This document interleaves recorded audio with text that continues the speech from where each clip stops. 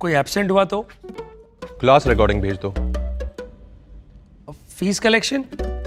Automatic. Marketing कैसे करेंगे? Teachmint website बना के देगा ना। टीचमेंट? अब पूरे इंडिया को मैथ्स पढ़ाओ सर। चाहे जैसी भी जरूरत हो, टीचमेंट पे टीचिंग आसान है। आज ही डाउनलोड करें टीचमेंट, इंडिया का नंबर 1 टीचिंग ऐप।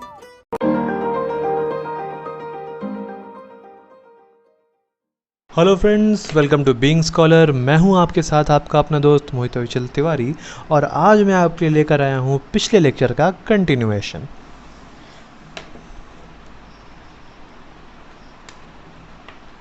तो बच्चों, लास्ट लेक्चर में हमने बात की थी कि किस तरह से फ्रेंच रेवोल्यूशन ने यूरोप में नेशनलिज्म को एक आग दे दी थी, एक स्पीड दे दी थी।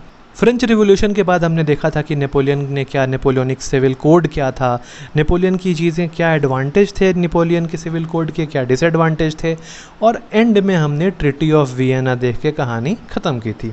तो अब हम यूरोप की बात कर रहे थे, हमारा चैप्टर ही पूरा यूरोप पे है। तो यूरोप में क्या होता है बेटा जी कि सबसे पहली चीज़ जब हम देखते हैं नेशनलिज्म की बात, तो हम सिविल कोड से आगे बढ़ने के बाद 1834 में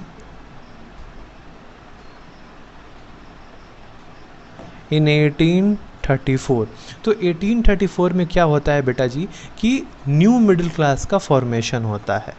अब इस न्यू मिडिल क्लास का हम क्या कहते हैं, इसका हम नाम रखा गया था ज़ोल्वेरिन। हम नहीं कहते हैं, उन्होंने ही कहा था खुद को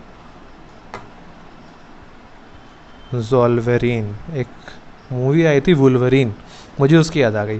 खैर, तो 1834 में जो न्यू मिडिल क्लास बना यूरोप में, उसका नाम क्या रखा गया, ज़ोल्वेरिन। चलिए ठीक है, मिडिल क्लास बना, अच्छी बात है। हम इसकी चर्चा यहाँ पर क्यों कर रहे हैं? तो यहाँ पर इसकी चर्चा इसलिए कर रहे हैं क्योंकि हमने बात की थी चैप्टर के स्टार्टिंग में कि कुछ लोग कैसे थे, लिबरल थॉट वाले, है ना, लिबरल थॉट वाले। तो भाई ये न्यू मिडिल क्लास जो है ये कैसा थॉट रखता था, लिबरल थॉट रखता था। ठीक है, तो लिबरल थॉट रखने में हमने पीछे हम ये डिस्कस कर चुके हैं कि क्या है पीछे हम डिस्कस कर चुके हैं कि लिबरल थॉट क्या है, लिबरलिज्म क्या है, और आगे मैं आपको बताऊंगा कि लिबरलिज्म जो ये न्यू मिडिल क्लास मानता था, उस लिबरलिज्म के फीचर्स क्या क्या हैं। बट उसके पहले इस ज़ोल्वेरिन के बारे में कुछ बातें बता दूं कि ये ज़ोल्वेरिन जो है इनका एक कस्टम ट्रेड यूनियन हुआ करता था। कस्टम ट्रेड यूनियन यानी अदर ट्रेड यूनियन से डिफरेंट, टैक्सेस वगैरह का फॉर्मूला सब कुछ डिफरेंट। दे एबोलिश्ड टैरिफ बैरियर्स। हमने बात की थी ना कि कई सारे ऐसे एक्स्ट्रा टैक्सेस थे जो लगे हुए थे, तो एबोलिश्ड टैरिफ बैरियर्स, उन सारे टैक्सेस को, उन सारे टैरिफ को इन्होंने क्या किया, हटा दिया गया। अब सोचिए कि उस टाइम पे 30 करेंसी चल रही थी यूरोप में। अब एक ही जगह पे 30 करेंसी चलेगी तो कैसा लगेगा आपको? क्या आसान होगा ऐसी जगह पे सरवाइव करना जहाँ एक ही जगह पे 30 करेंसी चल रही है? तो इन्होंने क्या किया था कि एबोलिश्ड 28 आउट ऑफ 30 करेंसी, यानी कि तो इन्होंने 28 आउट ऑफ 30 करेंसीज बंद कर दी थी। तो मेजर 2 करेंसीज थी जो उस वक्त प्रैक्टिस में था। तो इस तरह से ट्रेड वगैरह आसान हो गया था। तो हमने क्या देखा कि न्यू मिडिल क्लास का इमर्जेंस हुआ, जिसे हमने ज़ोल्वेरिन कहा। ज़ोल्वेरिन लिबरल थॉट रखते थे। ये लिबरलिज्म हमने पीछे डिस्कस किया था। अब बात करेंगे इस लिबरल थॉट के फीचर्स के बारे में कि क्या होता है, लिबरलिज्म के फीचर्स क्या होते हैं। तो फीचर्स ऑफ लिबरलिज्म, जब भी हम लिबरलिज्म के फीचर्स के बारे में बात करेंगे तो हमेशा याद रखेंगे कि लिबरलिज्म जो होता है ये 2 तरह का होता है। एक कहलाया पॉलिटिकल लिबरलिज्म, मैं ऐसे डॉट कर दे रहा हूँ, लिबरलिज्म समझ जाना, और दूसरा कहलाया आपका इकोनॉमिक लिबरलिज्म। Economic liberalism. अब पॉलिटिकल लिबरलिज्म और इकोनॉमिक लिबरलिज्म क्या था? तो जब हम बात करेंगे पॉलिटिकल लिबरलिज्म की, तो यहाँ पे प्राइवेट प्रॉपर्टी के राइट्स दिए गए थे। ये भी माना गया था कि जो गवर्नमेंट बननी चाहिए वो कंसेंट से बननी चाहिए। तो लिख देता हूँ आपको पता है ना, पहले प्राइवेट प्रॉपर्टी नहीं थी वहाँ पे।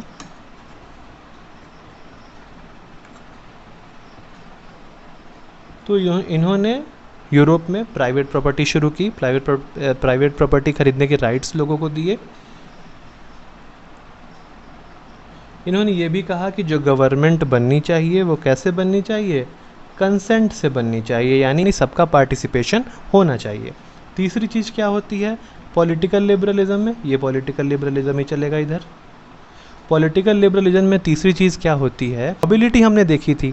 तो जो नोबिलिटी थी, जो नोबल पीपल थे, तो उनके रूल को क्या कहा गया था, ऑटोक्रेसी कहा गया था, उसको ख़त्म करना।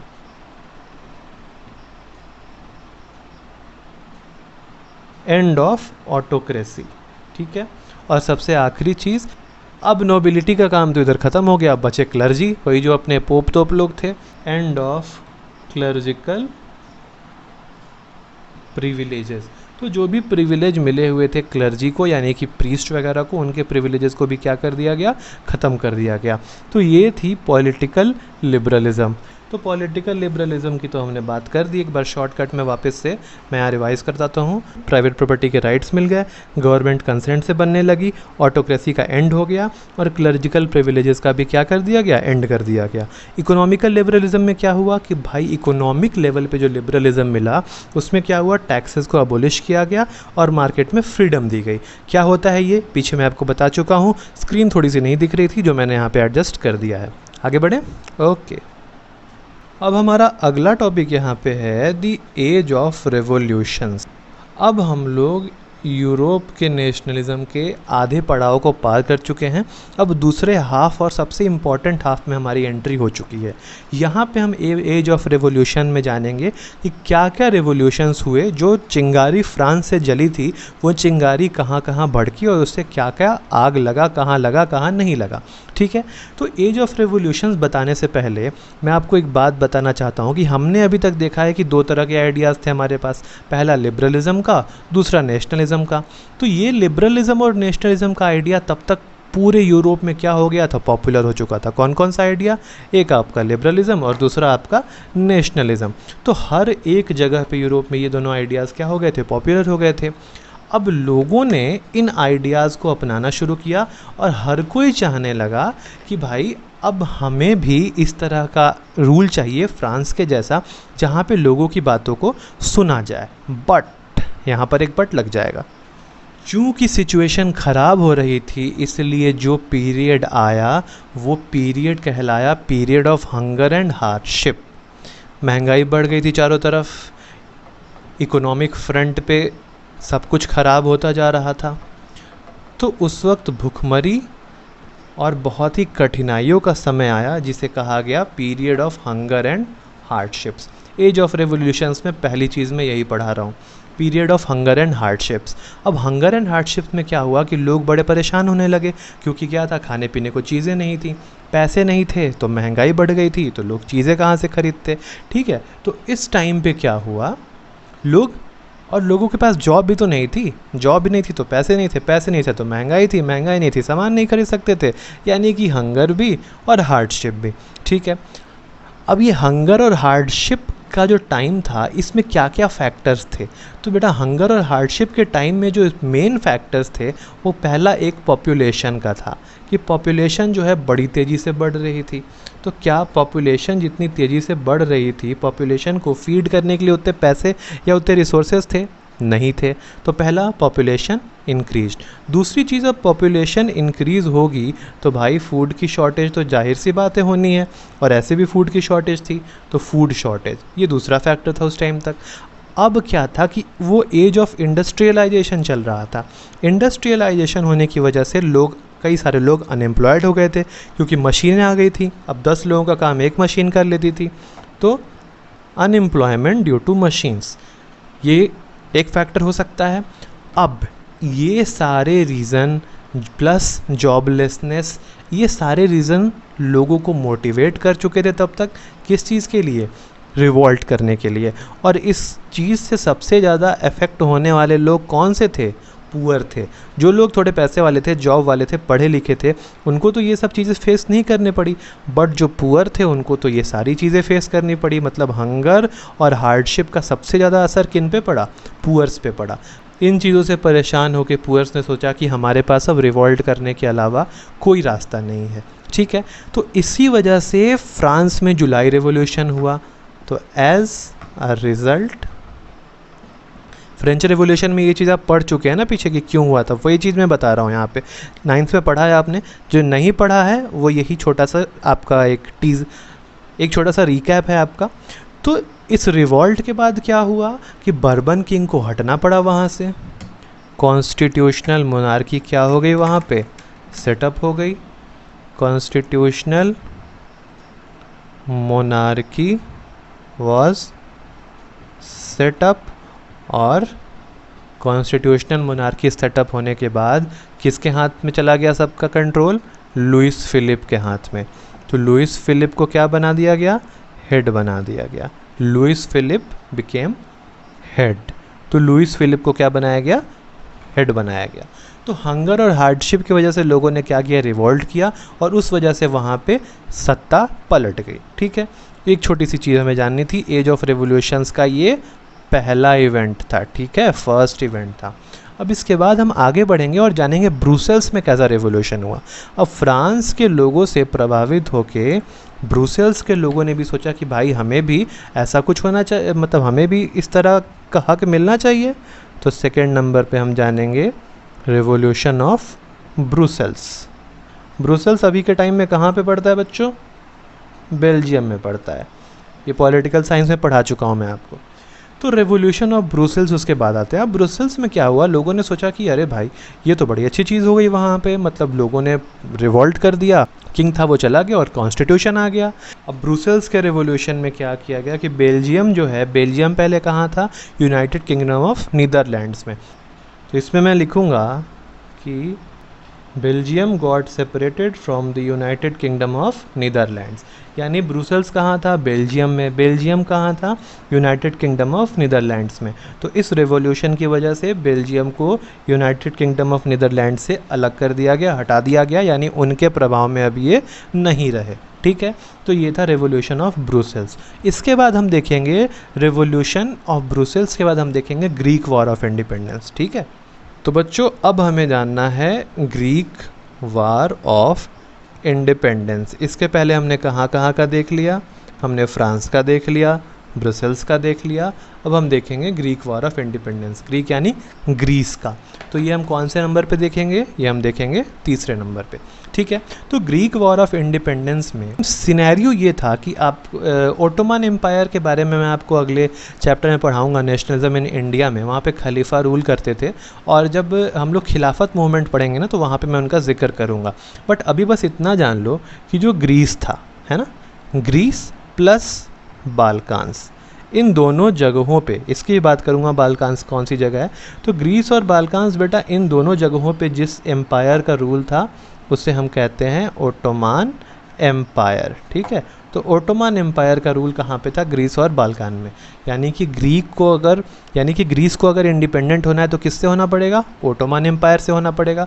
तो सबसे पहला पॉइंट आपका क्या है? Ruled by Ottoman empire. इसको अच्छे से बेटा नोट्स वोट्स बनाया करो, एग्जाम में काम आएंगे आपके।